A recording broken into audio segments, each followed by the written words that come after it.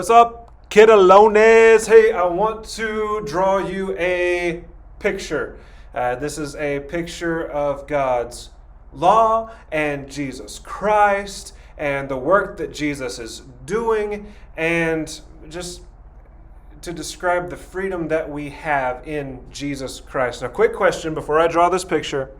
How many of you have to follow a bunch of rules at home? Rules. Do you like these rules? No, you don't like rules? Why don't you like rules? Oh, because you want to do what you want to do without getting in trouble. Oh, okay, let me tell you about the work Jesus is doing. A long time ago, God created people. So let's just imagine this little dot. Can you see this little dot? Let's make it bigger. This little dot is you. And God gave some rules. And he said, hey, you, don't break these rules. And so this circle is God's law. Don't break these rules, God said to Adam and Eve in the garden. And they were focused on these rules. Now, what happens when we are focused on the rules?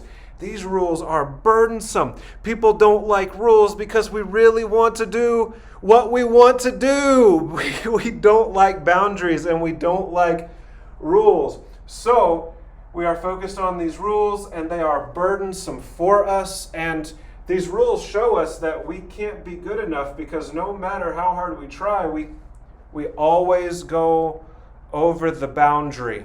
And if we're always focused on the rules, we're always worried about whether or not we are in the will of God, or whether or not we're crossing the boundary. So we're always asking, is this okay? Is this okay? Is this okay? As we grow up, we're asking, is this stuff okay? Or we're asking, can I get away with this? But that's not God's desire. If we're focused on the law, we're not focused on God, because the law was given to reveal God and His righteousness, His goodness, His holiness. So this is God here. If we are focused on the law, on our being good enough all the time, we're not looking at God, we're looking at the boundary of the law. So God sent Jesus, and Jesus is right here with God. And Jesus fulfilled all righteousness. He kept all God's rules. And He died for us on the cross. And when God chooses to save us, He comes and He regenerates our hearts. It's called regeneration. Say it with me, kids. Regeneration. It's okay if you can't pronounce that, all right? But God regenerates our hearts, causes us to be born of the Spirit. The law accomplished its purpose by showing us we are not good enough. And then when God transforms our hearts, He gives us a new nature, a nature that is no longer focused on the law, but instead is focused on Him. Now, what happens if we are looking at God and we are running toward God and we love God? We're not focused on the boundary. Instead, we're just living to honor God. And the more we just love God, the more we have this relationship with God, the more the law is written on our hearts, and we call that sanctification. And there is great freedom in this, right?